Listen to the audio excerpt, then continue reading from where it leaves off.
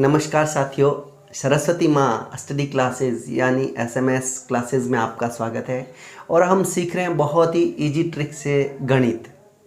और इसके अंतर्गत अपन सीख रहे हैं, अपना टॉपिक चल रहा है एकीक नियम। और एकीक नियम के अंतर्गत अपन पढ़ रहे हैं भाग 4 और इससे पूर्व अपन भाग 3 भाग कर चुके हैं।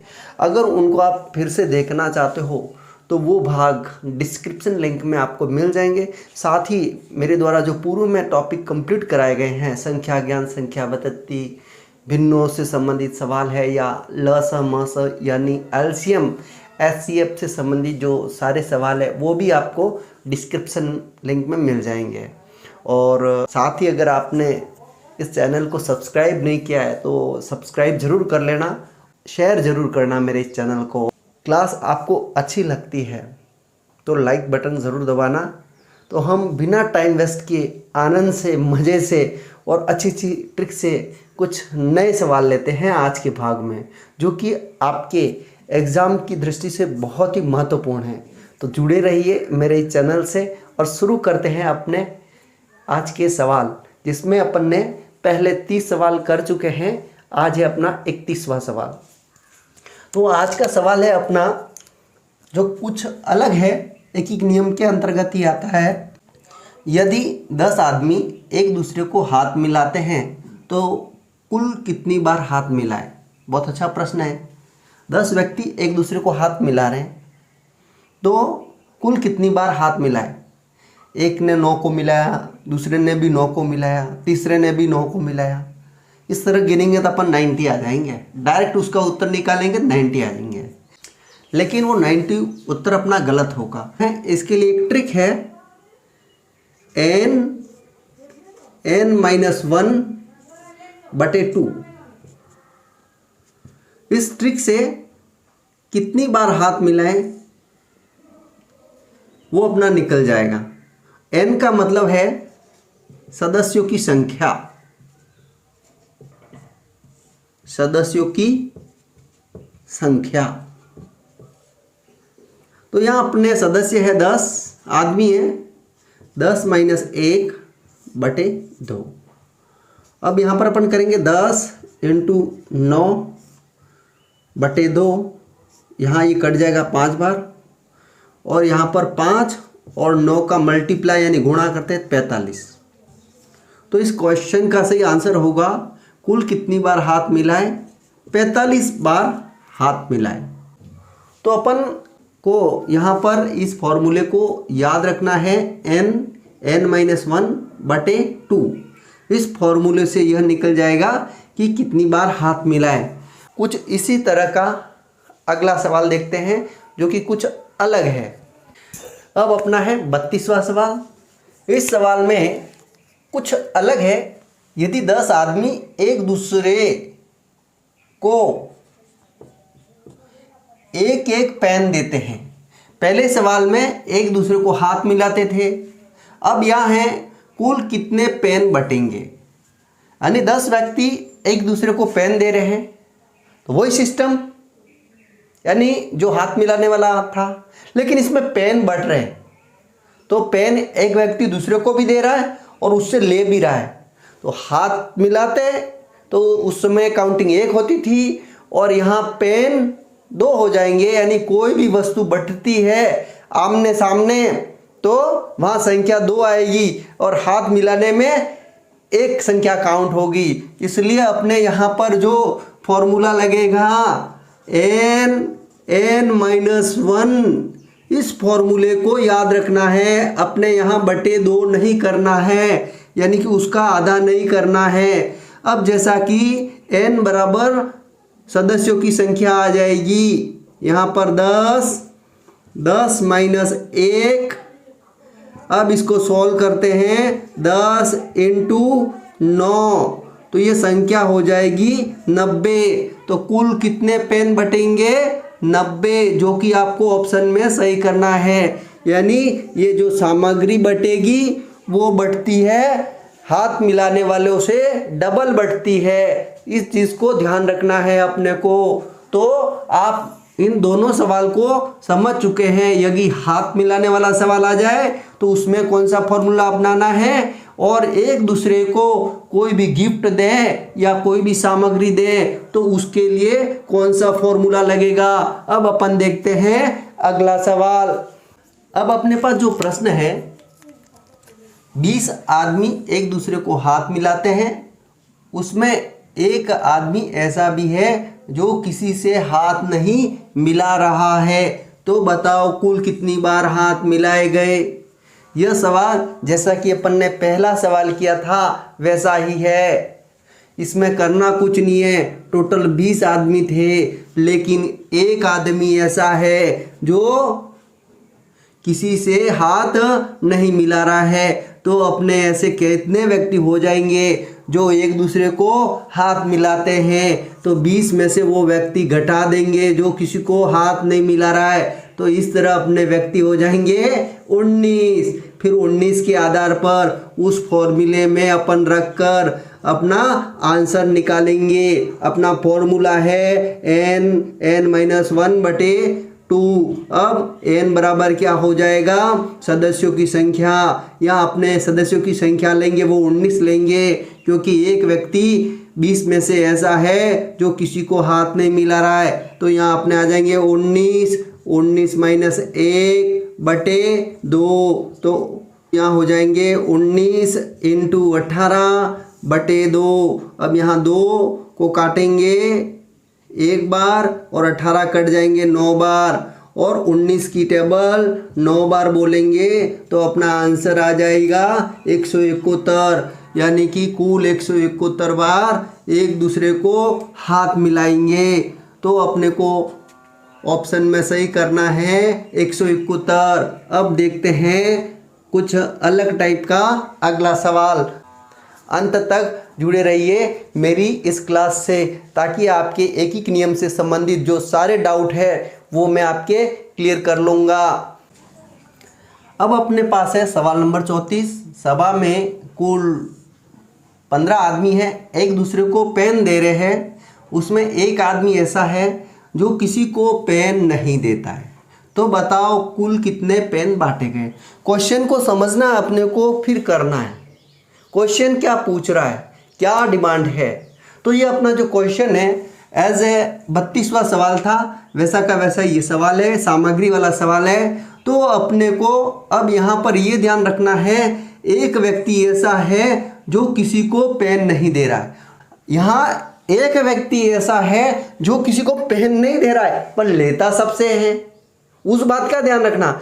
अगर यहाँ पर होता एक व्यक्ति ऐसा है जो न तो किसी को पेन दे रहा है न किसी से पेन ले रहा है, तो अपन यहाँ पर 15 में से एक घटाकर 14 को मानते हुए अपन यहाँ आंसर निकाल लेते। लेकिन यहाँ कहा गया है एक व्यक्ति किसी को पेन नहीं दे रहा है, मतलब है कि वो पेन ले तो सबसे रहा है लेकिन दे किसी को नहीं रहा है। तो अपन यहाँ जो आंसर निकलेगा पहले तो 15 के आधारित ही निकलेगा। तो यहाँ मैंने जो फॉर्मूला बताया था उसी फॉर्मूले से कुल पेनों की संख्या निकालते हैं, n × n-1। इस फॉर्मूले से कुल पेनों की संख्या आ जाएगी। तो 15 सदस्य है, 15 - 1, तो यहाँ पर 15 × 14 और 15 × 14 की मल्टीप्लाई करते हैं 210। अब कुल कितने पेन बटे, 15 व्यक्ति अगर एक दूसरे को पेन देंगे तो अपने कुल कितने पेन बटेंगे, 210। अब एक व्यक्ति ऐसा था उसने किसी को पेन दिया ही नहीं, लिया सबसे, तो उसके कितने पेन बच गए, वह कितने व्यक्तियों को पेन देता, यानी 14 व्यक्ति को।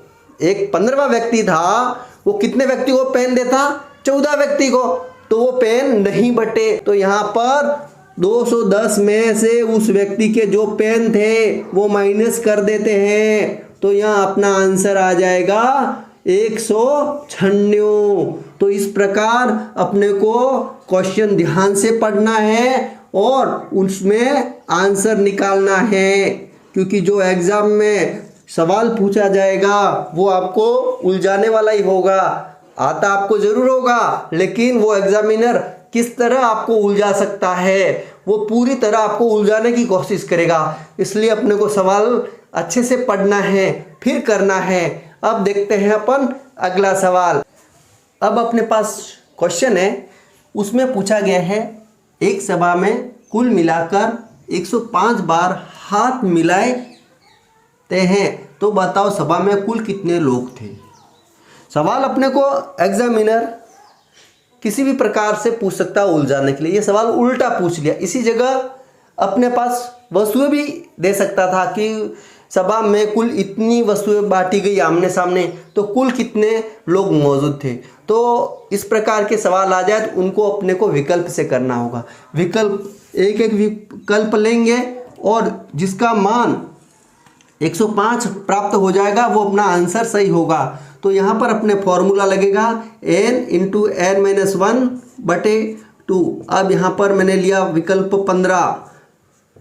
15 माइनस 1, यहाँ भाग दिया 2 का, और यहाँ पर 15 इंटू 14 बटे 2, और ये इससे काट देंगे 7 बार, तो 15 7 105। तो 105 मान किससे प्राप्त हो गया है? 15 अगर विकल्प से लिया तो उसका मान 105 प्राप्त हो गया है। अगर अपन मानते 15 लोग और 15 लोग एक दूसरे को हाथ मिलाते तो 105 बार हाथ मिलते, तो अपना ऑप्शन 15 है जो सही है। तो इस प्रकार अपने को कभी कभी उत्तर विकल्प से भी निकालना होगा। अब अपन देखते हैं अगला सवाल। अब है 36वां सवाल, जो कि बहुत ही अच्छा सवाल है।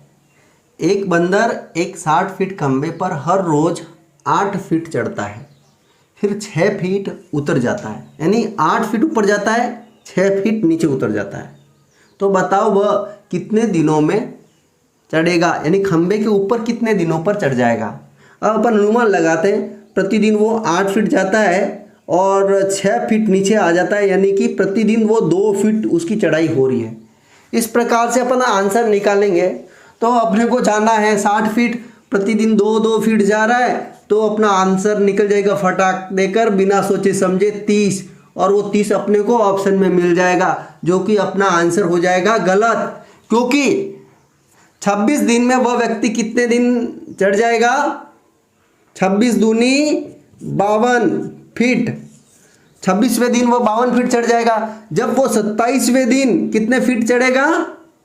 8 फीट। तो प्लस में 8 करता हूँ 27वें दिन, तो उसकी कुल चढ़ाई हो जाएगी 60 फीट, यानी 27वें दिन वो व्यक्ति उस खंबे पर चढ़ जाएगा। तो इस प्रश्न का सही उत्तर हो जाएगा 27 दिन, न कि सही होगा 30 दिन। इस प्रकार के अगर क्वेश्चन आते हैं उसके लिए एक फॉर्मूला है, उस फॉर्मूले को आप याद रखना है, सोच लेना, और उस फॉर्मूले से आप निकालोगे तो आपका आंसर एकदम एग्जैक्ट सही बैठेगा। वो फॉर्मूला है L माइनस J बटे H प्लस 1। अब L में अपने को क्या लिखना है? L का मतलब हो जाएगा खंबे की लेंथ, लंबाई कितनी है। J का मतलब वो जंप कितना कर रहा है? 8 फीट, तो 8 फीट आ जाएगा। और H का मतलब कितनी हाइट तक रोज चढ़ता है, तो रोज हाइट तक चढ़ता है 8 माइनस 6 बराबर 2 फीट की हाइट पर रोज चढ़ता है, तो वो यहाँ आ जाएगा प्लस 1। अब इसको मैं सोल्व करता हूँ, 60 में से 8 गए 52 और बटे 2 हो जाएंगे प्लस 1। अब इसको मैं और सोल्व करूँ, 52 में 2 का भाग दूँ तो 26 आते हैं, प्लस 1 कर दूंगा क्योंकि प्लस 1 लगा हुआ है फॉर्मूले के अनुसार, तो इनका योग करेंगे तो अपना इस फॉर्मूले से भी आंसर आ जाएगा 27। तो अपने को इस प्रकार के सवाल आ जाए तो अपने को इस फॉर्मूले को याद रखना है, L माइनस J बटे H प्लस 1। तो इस तरह इस फॉर्मूले से अपना उत्तर निकल जाएगा ये, और अपने को विकल्प में 27 उत्तर सही करना है, न कि बिना सोचे समझे 30 को सही कर देंगे। तो आपको ये फॉर्मूला याद रखना है। अब अपन देखते हैं अगला सवाल। एक दुकान में 239 खिलौने थे, 70 और खिलौने लाए गए उनमें से 152 बिक गए, तो बचे हुए खिलौने की संख्या कितनी है। सवाल कुछ घुमा फिरा रहा है लेकिन सवाल सरल है। यहाँ अपने को सवाल समझना है, सवाल में क्या आ रहा है और क्या जा रहा है, उसके अकॉर्डिंग अपने को कैलकुलेशन करनी है, सवाल का आंसर निकल जाएगा। अब दुकान में 239 खिलौने थे, 70 और खिलौने लाए गए, प्लस कर दिए मैंने 70, उनमें से 152 बिक गए। अब इसको बोर्ड मास से सॉल्व कर दो। पहले बोर्ड मास में क्या होता है, प्लस होता है। 239 प्लस 70 309 हो गए, माइनस 152 कर दूंगा मैं यहाँ पर, तो यहाँ अपने बच जाएंगे 157 खिलौने। तो बचे हुए खिलौनों की संख्या हो जाएगी 157, जो कि अपने को ऑप्शन में सही करना है। बहुत ही इजी ट्रिक्स से सवाल को समझ कर लिखना है और उसकी कैलकुलेशन करनी है, चाहे सवाल कैसा भी हो, अपना आंसर निकल जाएगा। बहुत ही सरल है गणित, अगर आप समझ कर करोगे तो। अब अपन देखते हैं अगला सवाल। अब अपने पास है नया सवाल, 38वां सवाल। इस सवाल में पूछा गया है कि 1 घंटे में एक किताब का 1/3 भाग पढ़ती है। वह किताब को 2 सही 1/5 घंटे पढ़ती है, यानी 1 घंटे में वो इतना भाग पढ़ रही है और वो उस बुक को इतने घंटे पढ़ रही है। सवाल को अपन ध्यान से पढ़ेंगे तो अपना आंसर वैसे ही निकल जाएगा। अब पूछ रहा है कि कितना भाग शेष रहेगा, यानी पुस्तक को इतने घंटे पढ़ने के बाद कितनी पुस्तक पढ़नी शेष रहेगी। तो अब सबसे पहले ये पता लगाएंगे कि इतने घंटे में कुल कितनी पुस्तक पढ़ी जाती है। 1 घंटे की वैल्यू ये दे रखी है, तो सबसे पहले 2 सही 1/5 घंटे की वैल्यू निकालेंगे। तो 2 सही 1/5 को पहले हम उचित भिन्न में बदलते हैं, तो 5 दूनी 10 और 1 11, 11/5 घंटे हो जाएगा। ये इसको अपन 11/5 घंटे भी लिख सकते हैं। अब अपने 1 घंटे की वैल्यू कितनी थी, 1 घंटे में वह पढ़ता था 1/3 भाग। अगर आपको याद हो, भाग 1 को पढ़ते समय अगर वैल्यू वाले सवाल निकालें और जिसकी वैल्यू निकालनी हो, यानी 1 घंटे की वैल्यू दी हुई है और अपने को 11/5 घंटे की वैल्यू निकालनी है, तो यहाँ पर इसको इंटू करके लिख दिया जाता है, यानी इन दोनों का इंटू करेंगे और जो आगे वाली संख्या है उल्टा करके पीछे लिख देते हैं। तो यहाँ 1 है, उसको पीछे लिखेंगे, उल्टा सीधा करेंगे तो ही 1 ही आएगा, तो 1 ही आएगा। अब इसमें मल्टीप्लाई करते हैं, तो देखो ऊपर आ जाएगा 11 और नीचे मल्टीप्लाई करते हैं 15 आ जाते हैं। यानी 1 घंटे में कुल कितनी पुस्तक पढ़ी जाती है, 1/3 भाग। तो वही पुस्तक 11/5 घंटे में कितनी पढ़ी जाएगी, तो वो मल्टीप्लाई कर देंगे सीधा साथ, और अपन उस फॉर्मूले से भी करेंगे तो भी अपना आंसर यही आएगा। यानी 11/5 घंटे में कुल कितनी पुस्तक पढ़ेगा, 11/15 भाग वह पुस्तक का पढ़ लेगा। अब अपने सवाल क्या पूछा है, कितना भाग शेष रहा है, तो कुल भाग कितना था 1, और 1 में वह 11/15 भाग को पढ़ लेगा, तो 1 माइनस 11/15 भाग कर लेंगे। अब यहाँ पर लसन निकालते हैं, लस 15 आ जाता है और यहाँ पर आ जाएंगे 15, क्योंकि यहाँ नीचे 1 होता है, 1 का भाग 15 में जाता है, 15 आते हैं, 15 का गुणा 15 से करते हैं 15 आते हैं, माइनस यहाँ 15 का भाग 15 में देंगे तो 1 आता है, और 1 का मल्टीप्लाई ऊपर 11 से करते हैं 11 आते हैं, और यहाँ पर 15 में से 11 चले गए तो 4/15 भाग अपना पुस्तक का वो होगा, वो शेष रहेगा, वो भाग पड़ा हुआ नहीं होगा। बाकी अपना जो 11/15 भाग है वो पड़ा हुआ होगा। तो अपना आंसर क्या होगा, शेष भाग कितना हो जाएगा, 4/15 भाग। तो इस तरह इस प्रकार के सवालों का आंसर निकालेंगे और अपन ऑप्शन में सही विकल्प को क्लिक करेंगे। अब अपन देखते हैं अगला सवाल। अब अपना 39वां सवाल है। एक पिंजरे में कुछ तोते हैं व कुछ ऊँट है। उसमें पैर गिने 100 होते हैं और सिर गिने तो 30 होते हैं। पिंजरे में ऊँटों की संख्या कितनी होगी? यहाँ एक पिंजरा है और पिंजरे में तोते व ऊँट दोनों हैं। उनके पैर गिने 100 होते हैं, सिर गिने तो 30 होते हैं। तो अपने को इस प्रकार के सवाल करने के लिए एक फॉर्मूला है, वो फॉर्मूला ध्यान रखना है। पैर बटे 2 माइनस सिर। इस फॉर्मूले से इस प्रकार के सवाल करने होंगे। तो पैरों की संख्या कितनी है? 100 और बटे 2 माइनस सिर कितने हैं? 30। अब 100 में 2 का भाग देंगे 50 और 50 में से 30 माइनस करते हैं तो 20। तो जो ऊँटों की संख्या होगी वो 20 होगी। तो अपने को इस प्रकार के सवाल करने के लिए इस फॉर्मूले को याद रखना है। अब अपन पढ़ते हैं अगला सवाल। अब अपने पास सवाल है। एक बाड़े में कुछ घोड़े व रखवाले हैं। यदि पैर गिने तो 200 होते हैं, सिर गिने तो 60 होते हैं। बाड़े में कुल कितने घोड़े हैं? यह पिछला सवाल था, वैसा का वैसा ही सवाल है। इसमें कुछ लैंग्वेज यानी भाषा चेंज है। तो अपने को उसी फॉर्मूले से करना है। पैर बटे 2 माइनस सिर। इस फॉर्मूले को अपने को ध्यान रखना है। पैरों की संख्या यहाँ कितनी है? 200 बटे 2 माइनस सिर कितने हैं? 60। तो 200 में 2 का भाग देंगे 100 आते हैं और 100 में से 60 माइनस कर देते हैं तो अपने संख्या आ जाएगी 40। और वो 40 किसकी संख्या होगी? घोड़े। तो घोड़ों की संख्या कुल कितनी हो जाएगी? 40 उस बाड़े में। तो इस प्रकार अपने को इस ट्रिक को ध्यान में रखते हुए इस प्रकार के सवाल को सॉल्व करना है।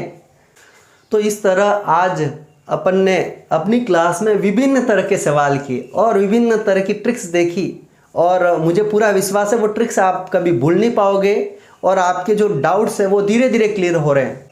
और अब अपन नेक्स्ट क्लास यानी नेक्स्ट भाग में कुछ डाउट्स रह गए हैं इस एकीक नियम से संबंधित, वो सारे के सारे डाउट्स क्लियर कर लेंगे। तो मेरी नेक्स्ट क्लास होगी जो भाग 4, उसको देखना मत भूलिएगा। तो कंटिन्यू बने रहिएगा मेरे इस चैनल से। साथ ही शेयर ज़रूर करना, सब्सक्राइब ज़रूर करना मेरे इस चैनल को। और मेरी ये क्लास आपको अच्छी लगी है तो लाइक बटन ज़रूर दबाना। तो हंसी खुशी से सीखिए गणित मेरे साथ, जो कि आपके लिए बहुत उपयोगी साबित होगी। तो अब अपन मिलते हैं नेक्स्ट क्लास में एकीक नियम के भाग 4 में। तो इसी के साथ जय हिंद, जय भारत।